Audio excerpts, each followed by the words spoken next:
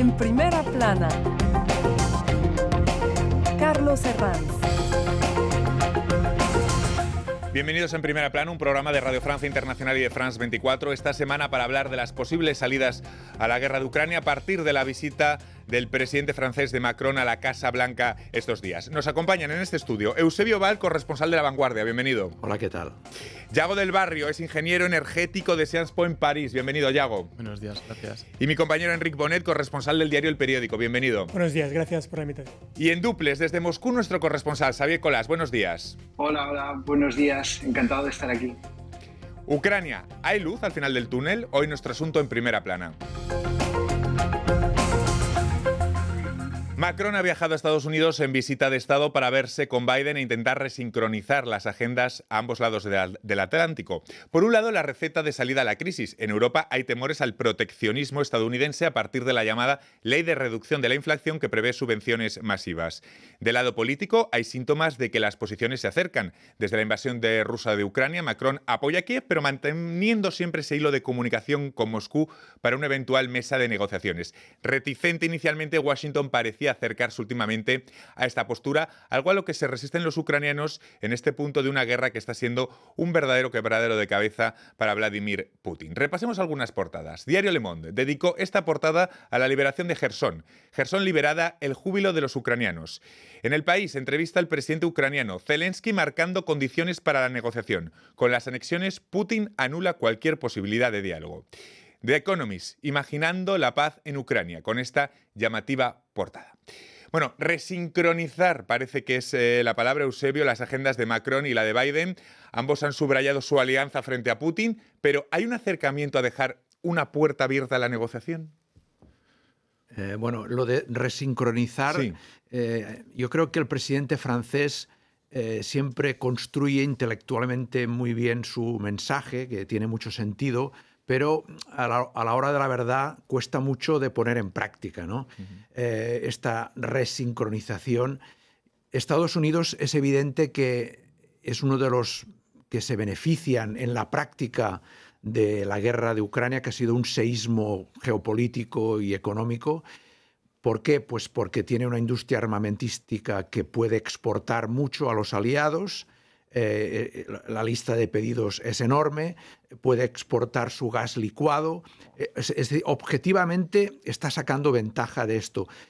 Que pueda ponerse de acuerdo en moderar ese proteccionismo con Europa, me parece un poco complicado, porque ya Europa ella misma tiene problemas para sincronizarse entre los países, ¿no? Entre Alemania y Francia, entre los países más próximos a Ucrania y los que no se sienten tan amenazados. Y va a ser difícil que a los dos lados del Atlántico se tomen medidas que no perjudiquen ambas partes. Enric, resincronización de agendas. Sí, bueno, esta reunión se produjo en un contexto de tensiones más o menos crecientes, ¿no?, en Europa, entre Europa y Estados Unidos, ¿no?, sobre todo respecto, ¿no?, a la cuestión del proteccionismo y el malestar que ha provocado, ¿no?, entre la clase política y la clase empresarial la ley de inflación de Estados Unidos, ¿no?, que amenaza con una desindustrialización real de Europa, del viejo continente.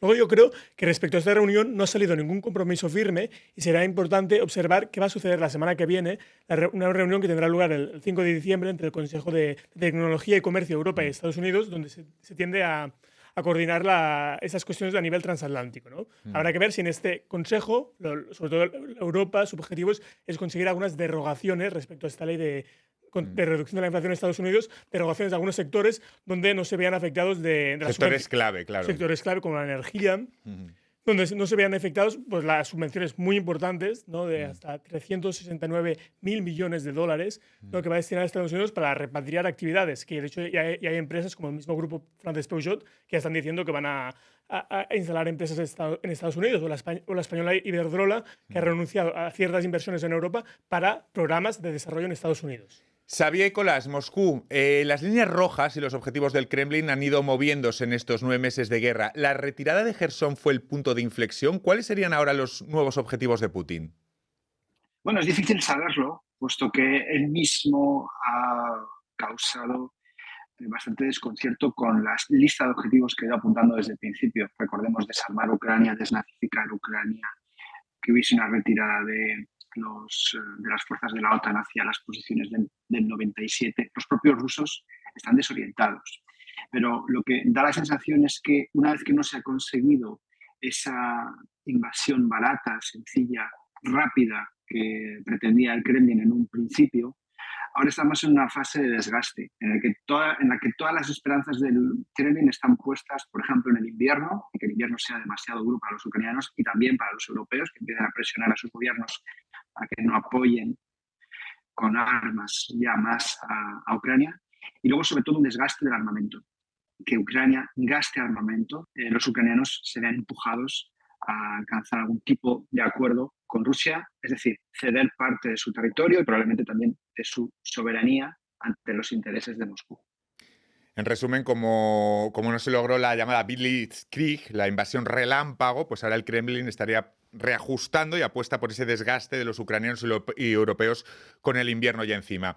Las consecuencias de la guerra son palpables y aún pueden serlo más. Francia se prepara para cortes de suministro este invierno en el mes de enero con un programa por departamentos, con trenes anulados, infraestructuras protegidas, etc. Yago, ¿de qué va a depender que lleguemos a este extremo? ¿Cómo van a funcionar esos cortes de suministro y la información que se le va a dar al ciudadano? Pues como comunicó el presidente de EDF el otro día, va a depender mucho del tiempo. En función de hay que mirar al cielo para ver si nos van a cortar. Si tenemos un invierno muy frío y no se reactivan toda la flota nuclear, que está prevista reactivarse, el sistema va a entrar en tensión porque va a haber puntos en las horas pico, por la mañana y por la tarde, donde puede haber más necesidad de consumo que de suministro. Entonces, según ha reportado EDF y RTE, que es el operador del sistema, mediante una herramienta llamada EcoBat, lo que van a notificar al ciudadano es la tensión que tiene el sistema para ver si en las horas punta es necesario que ciertos departamentos, es decir, ciertas regiones de departamentos que no estén conectadas a infraestructura clave, como pueden ser hospitales, cuarteles, gendarmería, puedan sufrir cortes de hasta 2 horas en su suministro eléctrico. Entonces, esto va a depender muchísimo del frío y del suministro que hay por parte de la flota nuclear. Pero entonces la causa fundamental de estos cortes, si llegaran, es el nuevo retraso en la puesta en marcha de los reactores nucleares franceses y no tanto está conectado con la coyuntura de Ucrania. Claro, al principio del año y antes del invierno, todo el mundo pensaba que los posibles problemas de corte de suministro vendrían por falta de gas y falta de potencia desde la parte del gas, de no poder suministrar suficiente electricidad mediante centrales de ciclo combinado. Pero el problema que tenemos ahora real es que no hay suficiente potencia nuclear porque hay están muchas más paradas de lo que estaba programado. Entonces, de momento, no es por el problema de Ucrania, sino por la falta de potencia nuclear. Y a partir de ahí, la imagen, Eusebio, que proyectaría un país como Francia, una potencia nuclear, si llegaran con cortes de suministro. Sí, va a tener un coste político para este gobierno y para el presidente Macron, sin duda, que un país del G7, de los más industrializados, se halle en esta coyuntura, pues lo va a pagar. Y va a ser en un momento quizás crítico para Macron, cuando está preparando la reforma de las pensiones, la gran reforma de su presidencia, que va a generar sin duda mucha protesta en la calle. Se van a sumar estos dos fenómenos de cortes, posibles cortes de energía, con todas las consecuencias que eso va a tener y una protesta, un malestar en la calle ante una reforma de las pensiones. No es un escenario muy favorable para el presidente Macron. Quizá, Enrique, el gobierno francés contemporice algo la reforma de las pensiones y no produzca un cóctel explosivo juntando los cortes de suministro, la coyuntura actual y la reforma. Sí, es posible. A ver, tampoco no tenemos una bola de cristal para saber qué va a pasar. No es posible que contemporice, pero al mismo tiempo el riesgo de contemporizar es de querer aplicar esta reforma más tarde en un momento donde la popularidad del presidente francés aún puede ser más débil, ¿no? Por las consecuencias de estos cortes. Es verdad que actualmente la popularidad es más alta de la que tuvo en momentos críticos de su primer mandato, como los chalecos amarillos, pero es relativamente baja la popularidad y no es un momento fácil. Aparte, a eso se le suma de que en este segundo mandato no tiene mayoría en la Asamblea Nacional, que hace que a menudo los debates parlamentarios no sean fáciles. Y pues sí, es un momento complicado Y en el caso de estos cortes de luz, hay que recordar que se producirían pocos meses después de las imágenes que ya vimos en las gasolineras, que también se produjo por otro problema que no tenía nada que ver con la guerra en Ucrania, sí, que fueron las huelgas muy importantes en las refinerías, pero que ya dieron una imagen de caos y una mala imagen de Francia y que tuvieron también un coste político interno para Macron y su gobierno. ¿Y a todo esto cuánto se puede extender la guerra de Ucrania? Xavier, con sus efectivos agotados, una guerra que no ha salido como pretendía y el malestar de familiares de soldados, ¿hay síntomas de que el Kremlin pueda estar persiguiendo una tregua para respirar o para rearmarse, independientemente de las negociaciones? ¿Hay síntomas de desesperación? Es posible que exista algo de eso, porque Moscú se ha encontrado con más problemas de los que esperaba en esta invasión, en este avance sobre Ucrania. Se ha expresado varias veces la idea de que algún alto en los combates podría convenir más a Rusia que a Ucrania, aunque solo sea porque Rusia es un país que tiene un mayor potencial, mayor autonomía, mayor población, y el paso del tiempo y una pausa podría permitir reforzarse y volver a empezar desde el principio, lanzar un nuevo. Los llamamientos por parte de Rusia a negociar ahora mismo son una distracción, porque hay que tener a Ucrania, no desde luego desde el punto de vista humanitario, pero sí desde el punto de vista bélico, y es difícil de imaginar que ahora mismo Moscú pudiese de verdad conseguir algo notable en una negociación ante una Ucrania que está avanzando y avanzando. ¿Creen que son ahora los ucranianos los que tienen el peso para decidir cuándo sentarse a esa mesa? Es lo que es el mensaje oficial que da, por ejemplo, aquí el presidente Macron. No creo que Ucrania vaya a frenar en este momento, y negociar con Putin, sinceramente, lo veo muy difícil. Si se produjera un cambio en el Kremlin con otra persona al frente, aunque fuera del entorno de Putin, las cosas cambiarían. Sería psicológica y políticamente más fácil para Zelensky vender esa negociación. Pero con Putin, después de todo lo que ha ocurrido, después de los crímenes de guerra, de esa brutalidad que se muestra sobre el terreno, no veo ahora mismo posibilidad de una negociación. ¿Coincide, Enrique? Bueno, yo estoy de acuerdo con lo que dice el compañero Xavier, que es muy complicado negociar con Putin, pero es cierto que entre los dirigentes franceses, alemanes, pero también estadounidenses, hay cada vez más la convicción que tiene más peso que esta guerra no puede durar eternamente, ¿no? Porque también hay el sentimiento un poco de que esta guerra, en el fondo, tampoco la está ganando nadie. Ucrania ha logrado contraatacar, ha logrado recuperar, está en quizás en una mejor posición para negociar que en marzo y abril, pero una victoria contundente de Ucrania tampoco no está nada claro que pase eso, ¿no? No hay indicios de que el ejército ruso se vaya a desmoronar. Hacemos una breve pausa en este punto y enseguida volvemos para seguir hablando de este asunto aquí en Primera Plana. Hasta ahora.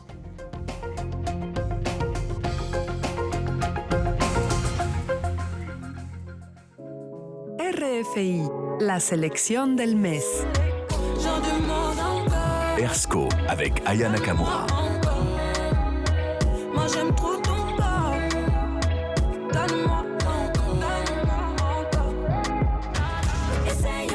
Maya Kamati.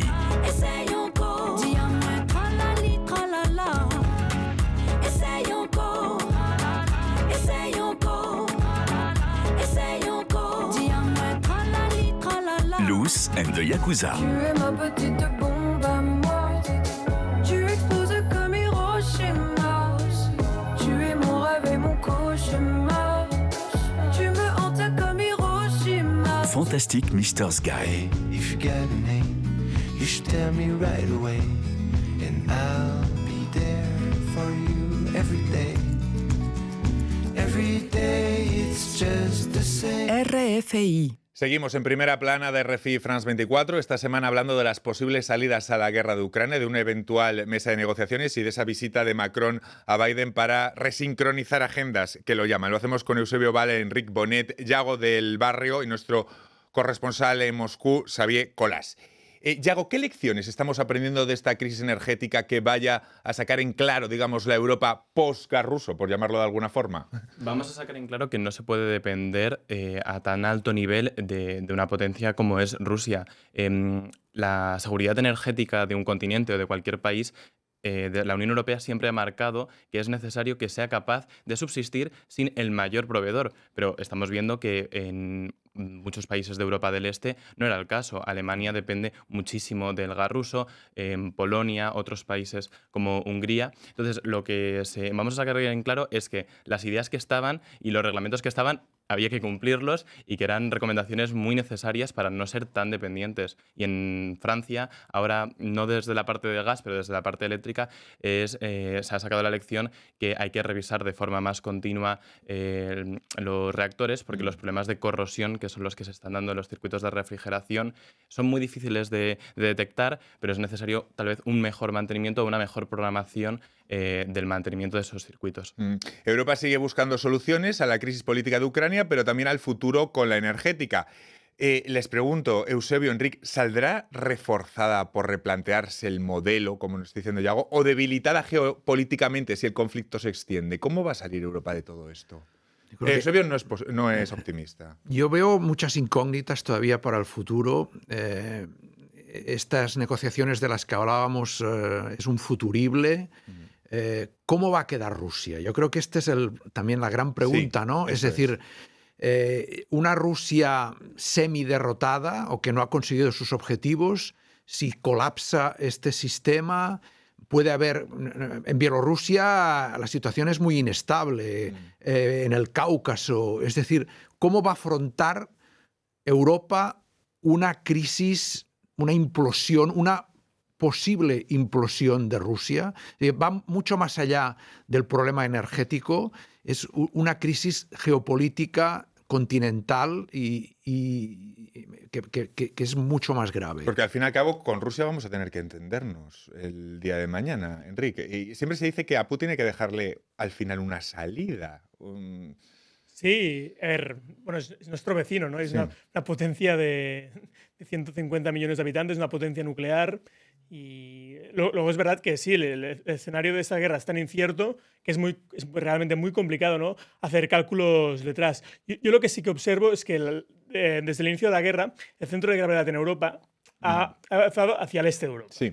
En el este, países bálticos, Polonia, países donde detestan a Rusia por su pasado soviético. Un odio que es comprensible. Y que tenían esa tesis antes de la Sí. guerra. Es decir, lo mismo que Biden, que sonaban las alarmas cuando Francia, Alemania y la Europa del Oeste lo consideraban exagerado, Sí, ¿no? Esa es un exacto. poco la tesis. Es Sí. exacto. Pero luego yo creo que también la posición que puede tener Francia, Alemania, España, también son posiciones en el fondo comprensibles. Porque Claro. al final tenemos pasados distintos. Yo creo que habrá que llegar a un momento donde se equilibre la posición en Europa, que esos países del este tampoco no se sientan menospreciados, porque Europa tampoco puede funcionar como una pirámide donde Francia y Alemania mandan y el resto obedecen. Pero habrá que quizás equilibrar esta posición y buscar una posición que interese como bloque. Yo creo que y también en el fondo la gran cuestión de este conflicto será que Europa se tiene que adaptar a una nueva coyuntura mundial, que es lo que se llama la desglobalización, ¿no? Que probablemente vamos a pasar de una globalización abierta donde el libre comercio estaba plenamente asentado a una coyuntura donde quizás la globalización va a quedar reducida más a bloques más limitados y una globalización solo europea. La verdad es que la Unión Europea parece que le cuesta mucho más adaptarse a este contexto que Rusia, bueno, sobre todo que Estados Unidos y China, en gran parte porque en el ADN de Europa está la cuestión del libre cambio, pero esta cuestión parece que cada vez está quedando más desfasada, ¿no? Y seguramente Europa se deberá adaptar a eso y en gran parte también para afrontar el cambio climático, porque el libre cambio y cambio climático a menudo son antagónicos y generan muchas emisiones, ¿no? Pues Europa se tiene que adaptar a esta nueva coyuntura mundial. Hablaba antes Eusebio de esa situación de inestabilidad que podría ser el resultado de la implosión de lo que se pueda pasar dentro de Rusia. Volvamos a Moscú con Xavier para hablar de lo que puede pasar dentro de Rusia, porque en los últimos días hemos visto a Putin reuniéndose con madres de soldados afines para intentar aplacar las críticas, mal preparados, mal equipados, lo cual muestra una verdadera preocupación interna. ¿Qué posibilidades, Xavier, hay de que los familiares de soldados abran una brecha de oposición abierta? ¿Se les escucha? ¿Se les da voz en alguna parte? Bueno, yo creo que existe un riesgo de eso, porque hemos visto que ha sido precisamente la movilización la que ha causado más conmoción a los rusos desde que ha empezado lo que Putin llama su operación militar especial. Ni el inicio de la guerra causó ese shock, ni las sanciones, ni las restricciones de viaje, ni los problemas económicos que se están viendo ahora. Lo que realmente sacudió a los rusos es cuando empezaron a enviar a sus hijos, maridos, primos, amigos a la guerra. ahora mismo y en los próximos meses van a ver volver a sus seres queridos en ataúdes a Rusia. Eso yo estoy convencido que causará una segunda conmoción después de haberlos visto marchar hacia el frente. Probablemente el Kremlin quiere poner la venda antes de la herida, como decimos algunas veces, pero yo creo que la herida va a ser demasiado grande. Yago, un sistema energético, los escenarios actuales muestran que un sistema energético e industrial neutro en gases de efecto invernadero y alimentado por hidrógeno es el sistema energético del futuro. ¿Qué retos hay ahora para aproximarnos a esa vía? Hombre, hay una cosa que no se habla mucho cuando se habla de hidrógeno y es que hay que producirlo. El hidrógeno no lo tenemos en disposición. Claro, porque si no seguimos siendo dependientes. Claro. Lo mismo que nos ha pasado. Pero para producir hidrógeno necesitamos electricidad. O necesitamos gas, una de las dos. Para que sea verde, electricidad. Entonces, claro, para poder llegar a un escenario en el que dispongamos de cantidades grandes de hidrógeno para sustituirlo en la industria, para quemar o para sustituir al gas en centrales como ciclo combinado adaptado de hidrógeno, es necesario una potencia instalada renovable muchísimo mayor a la que tenemos. Entonces, es verdad que esos escenarios son posibles y hay proyecciones de la Agencia Internacional de la Energía, de la Dirección General de Energía de la Comisión Europea, pero para llegar a esos escenarios, primero es necesario aumentar la potencia instalada en unos niveles muy superiores a los existentes y al ritmo actual. Claro, porque cuando les hablamos de la situación energética de Francia, hablamos de una gran paradoja, que es la energía nuclear, que en tiempos normales proporciona un 70% de la electricidad que consume Francia sin emitir gases de efecto invernadero, y ahora falla cuando más se le necesita, ¿no? Es decir, esa imagen de proyección de potencia nuclear, Eusebio, se encuentra con esta gran paradoja ahora mismo. Es un poco incomprensible la dejadez, el error de cálculo, ¿no? Sobre el mantenimiento, que se haya llegado a esta situación. Es en una empresa como EDF, es un gran monstruo. Es un fallo de planificación bastante grave. Y mientras Putin con chantajes de corte, chantajes de uso del arma nuclear, no sé si este tipo de comportamientos denotan debilidad, Enric, estas actuaciones de Putin con el chantaje permanente. Sí, cierta debilidad. Yo creo que sobre todo lo que muestra la gran debilidad de Putin fue como antes comentaba el corresponsal de Moscú, la movilización, ¿no? Que fue la gran medida más impopular, ¿no? Luego estos amenazas de cortes pues pueden demostrar cierta debilidad, sobre todo van a provocar, lo más importante, un sufrimiento muy importante al pueblo ucraniano, a la población civil, ¿no? Que va a pasar un invierno muy difícil. Y luego es verdad que al mismo tiempo muestran que aún Rusia tiene cierta capacidad para golpear fuerte, porque Ucrania actualmente dispone de un sistema de defensa antiaéreo bastante potente, después de haber recibido mucha ayuda sobre todo de Estados Unidos, pero a pesar de eso, los bombardeos dirigidos de Rusia están golpeando sistemas de infraestructuras energéticas y dejando a millones de personas sin calefacción en pleno invierno y en parte también ralentizando las posibles ofensivas y movimientos militares ucranianos. Volvamos a Moscú. Xavier, el chantaje nuclear al que nos referíamos es el efecto de un Putin desesperado. ¿Cómo se ve dentro de Rusia ese recurso nuclear? Yo creo que este es un asunto en el que afortunadamente tenemos menos experiencia porque no hemos vivido conflictos nucleares en los tiempos más recientes. Y alguna vez hablando con expertos, ellos me han trasladado que no está ni muchísimo menos claro que el armamento nuclear fuese útil en este tipo de conflicto, porque se podría destruir una ciudad, pero tal vez no un ejército, dado que están más dispersos, y para eso habría que tirar entonces varias bombas. Además, Ucrania es un territorio muy cercano a Rusia. Lo que sí que el Kremlin sabe muy bien es que las armas nucleares siempre son una buena amenaza, tal vez no operativamente, pero sí como amenaza. Y da la sensación de que el Kremlin va a tratar de usar esa baza ante un Occidente que, como muy bien sabe, es todavía más refractario a la guerra que la sociedad rusa. Así que es un as en la manga que se puede usar sin utilizarlo, digamos. Pero me da la sensación de que Estados Unidos también tiene muy claro cómo lidiar con ese fantasma. Y frente a ese as en la manga, les pregunto a mis compañeros corresponsales, está el comportamiento de los medios. Es decir, cuando en los medios hablamos de la amenaza nuclear, es complicado tomar el punto exacto. No exagerar, no alarmar, no convertirse en amplificadores de los chantajes de Putin, pero al mismo tiempo no minimizar el riesgo y exponer cómo hemos ido traspasando líneas rojas, porque también lo hemos hecho. ¿Estamos pecando más de un lado que de otro? Eusebio, ¿cómo nos situamos? ¿Cómo ponemos el cursor, los medios, ante esto? Yo creo que también sería irresponsable no explicar la situación. Es decir, los arsenales están ahí. La doctrina militar rusa prevé el uso de bombas nucleares tácticas en un teatro de operaciones. O sea, la doctrina rusa no solo habla de disuasión como la francesa, ¿no? Que los misiles franceses, en teoría, es para evitar un conflicto, para disuadir al enemigo. No. Según la doctrina rusa vigente hoy, se pueden utilizar armas de pequeña potencia, entre comillas, nucleares, para obtener una ventaja decisiva en un conflicto convencional. En este caso, ¿qué pasaría si Ucrania amenaza con entrar en Crimea? Es decir, un riesgo existe y sería irresponsable no plantear esta situación. Enrique, el comportamiento de los medios, entre alarmar y contar las cosas. Sí, completamente de acuerdo con el compañero Eusebi, que no se puede banalizar, ¿no? el riesgo nuclear. En ningún caso, ¿no? Yo creo que sería el escenario catastrófico y el peor de los escenarios sería una tercera guerra mundial. Luego, es verdad que esta guerra lo que nos ha mostrado es un poco la trampa de la disuasión nuclear, porque históricamente se vendió que las armas nucleares en el fondo eran una herramienta de paz porque impedían que los bloques se hicieran la guerra entre ellos. Y esta guerra ha demostrado que no es del todo cierto, porque es verdad que Estados Unidos nos ha implicado directamente en la guerra, en gran parte por el riesgo de una guerra nuclear, pero sí que estamos casi en una guerra casi directa entre bloques, y donde va a haber centenares de miles de muertos.